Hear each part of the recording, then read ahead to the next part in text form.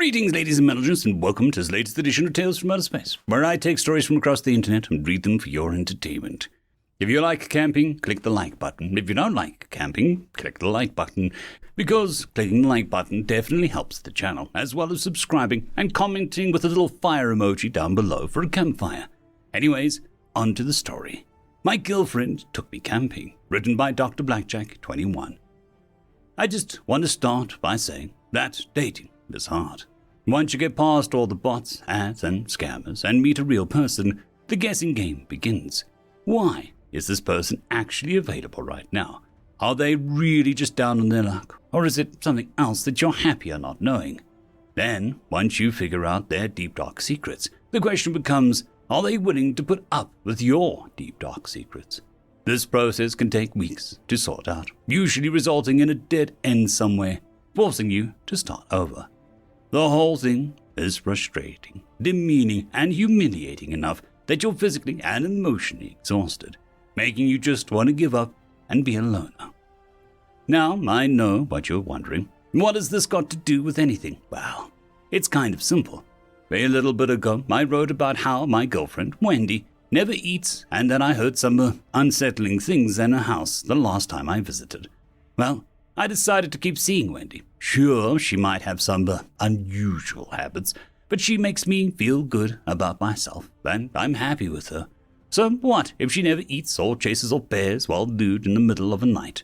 Compared to returning to a dating scene, that's really not so bad. We even had nicknames for each other now, Country Girl and City Boy. I'll let you guess which is which. Anyway, that is a rather long and roundabout way of saying that, yeah, I went on that camping trip with her, and things didn't go quite how I expected. First off, I want to say that she was right. The forest really is beautiful. The sun's heat, combined with the coolness of the shade, while listening to the insects drone lazily in the background, seems to slow time to a crawl, making each breath a relaxing experience in and of itself. It's entirely unlike anything you'll experience during a morning commute. Combine all that with the right company, and soon you'll wonder why you'd ever return. And let me tell you, Wendy is 100% the right company. Wendy was quick with tips to make the hike easier, from how to properly distribute the pack load to how to lace your shoes for maximum comfort. During the trek to where we were going to set up camp, she alternated between offering interesting bits of information about the local flora and fauna and walking in silence, allowing me to get lost in the experience. The whole affair made me want to give up the city life and move to the country. It was just one thing during the walk that wasn't as pleasant as everything else.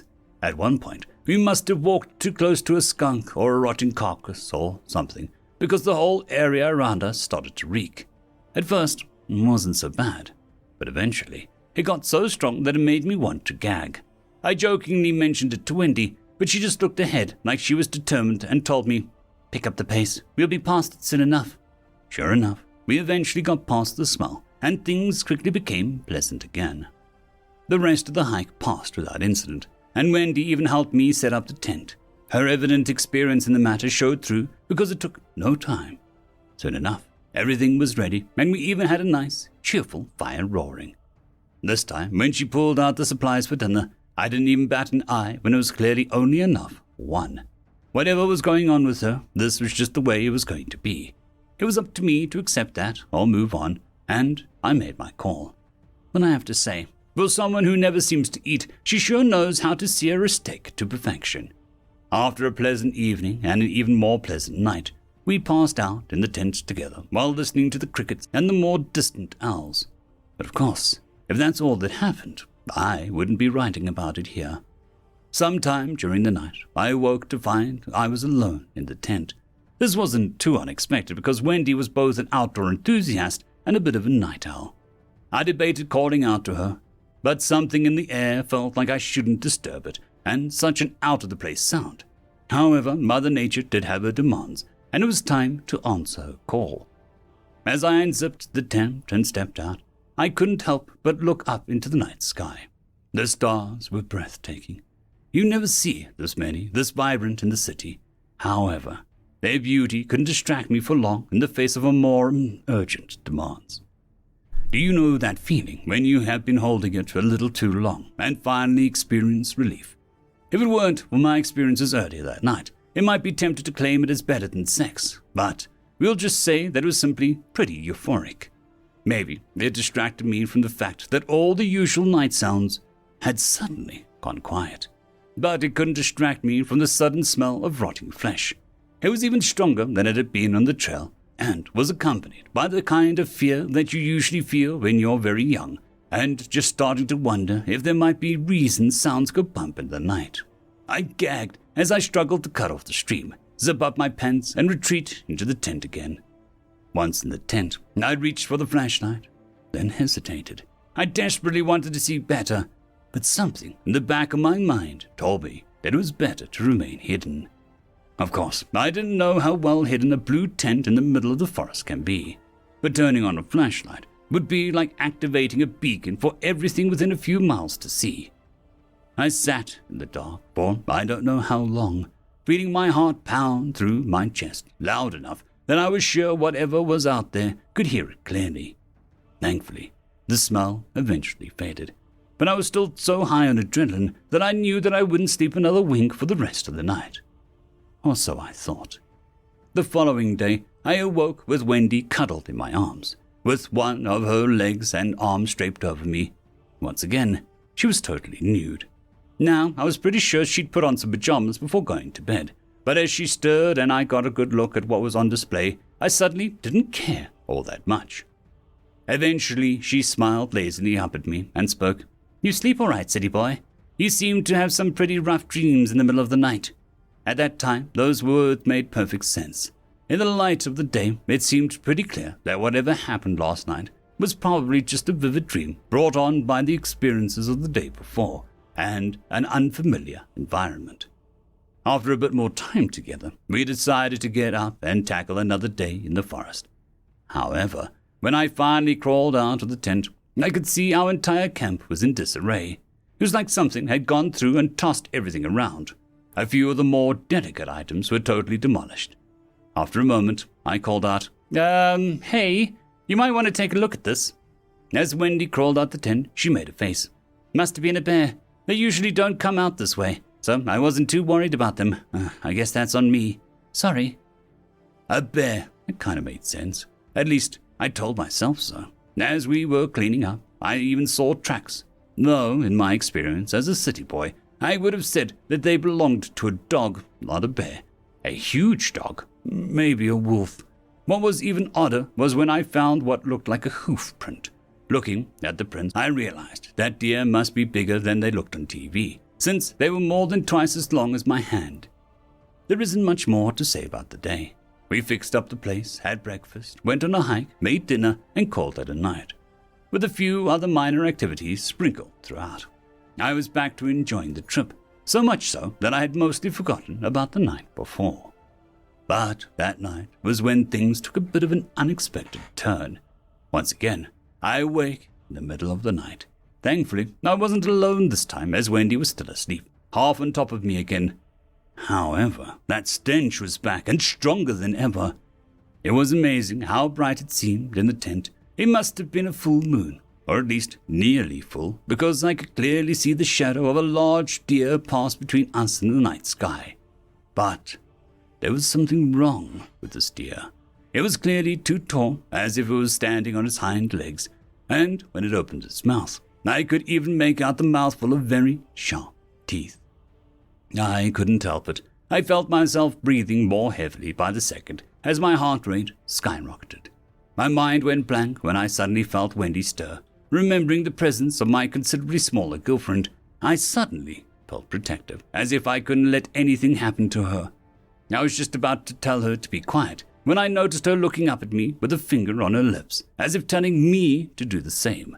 Then she whispered to me, "Stay in the tent," and started to get up. I didn't know what I was thinking, or if I was thinking. All I knew was I couldn't let Wendy go out to face whatever that was. So I reached out and grabbed her wrist before she could exit the tent. However, when she looked back at me, I released her immediately, almost as scared of her as whatever was outside the tent. Her eyes reflected back at me like a cat's, and I could see the nails on her hand growing as I watched. In half a moment, she turned back around, opened the tent, and climbed outside. I will never forget the sound I heard at that moment. After I got home, I looked up the calls of a bunch of wild animals, and in hindsight, I'd say that it was like a compilation of an elk call, a rabbit scream, and a mountain lion scream, but impossibly loud. Wendy shouted in answer, her tiny human voice sounding so frail in comparison. At least, it did, until it started to change, morphing and twisting into the howl of an impossibly large wolf. I couldn't help it. I peeked out the tent flap, and standing in front of the tent was what I could only describe as a werewolf. The little 5 foot and change Wendy was now standing at least 7 feet tall, covered in fur and claws and fangs that looked like they could tear through steel, and she looked ready for murder. Then some movement on the opposite end of our camp drew my attention, and I witnessed a living nightmare that suddenly made a werewolf seem like less of a problem. It looked kinda like a deer if a deer had more articulated limbs far too long for its body. The feet ended in hooves, but the hands ended in long, bony claws. The whole thing looked desiccated, its skin drawn so tight over its ribs and arms that you could make out the skeleton beneath. The fur was spotted and looked partially rotted, with open holes leaking bodily fluids that should never see the light. Its teeth were long and serrated, clearly meant for tearing rather than chewing.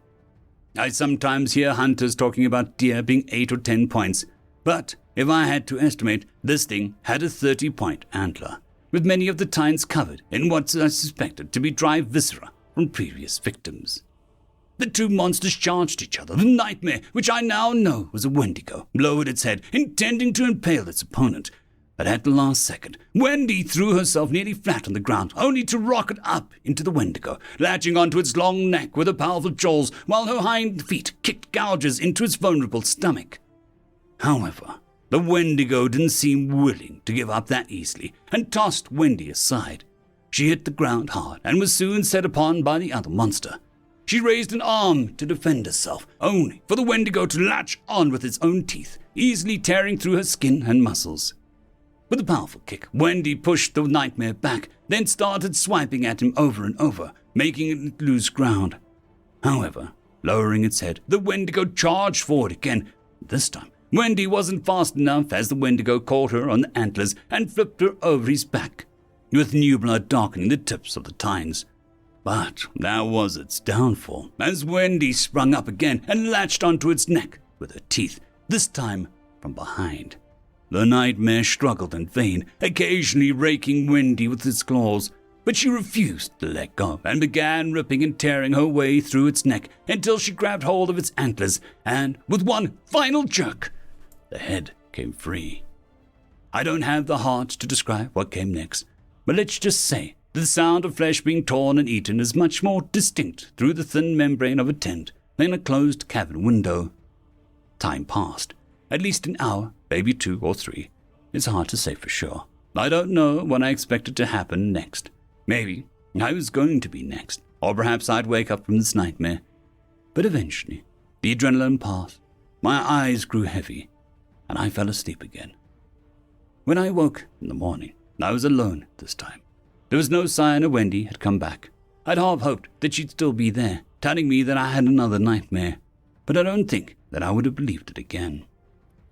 It was kind of sad and lonely, packing up our things by myself. I debated bringing Wendy's stuff with me, but I'm not that good of a hiker and wasn't confident that I could pull it off. So I just left her things in her pack inside the tent. When I exited the tent, I was more than a little surprised to see Wendy sitting calmly by the fire pit with no wounds in sight. She smiled sadly. So, I guess I owe you an explanation. I remember hesitating, my mind blank, before I settled on the thought I had earlier. What, you're not going to try and convince me that I was a nightmare again? She looked around at all the destruction in the campsite. The earth was kicked up, trees had claw marks gouged out, and there were signs of blood splatter everywhere. I don't think I can convince you this time. I nodded as I looked around. Yeah, I guess not. Then I looked back at her. You know, for a bit there, I was starting to think that you were a monster eating people out here. Wendy pointed at herself, then laughed. Wait, me? Wendy, the Wendigo. Don't you think that that's a little too on the nose? I couldn't help it. As disturbing as everything I learned was, This was the Wendy I knew and cared for, so I laughed with her. Yeah, maybe so. Long story short, we're still together. Sure, my girlfriend might be a 7-foot-tall monster that eats other monsters for fun, but everyone has their quirks. Besides, dating is hard, and I'm happy where I am. End of story.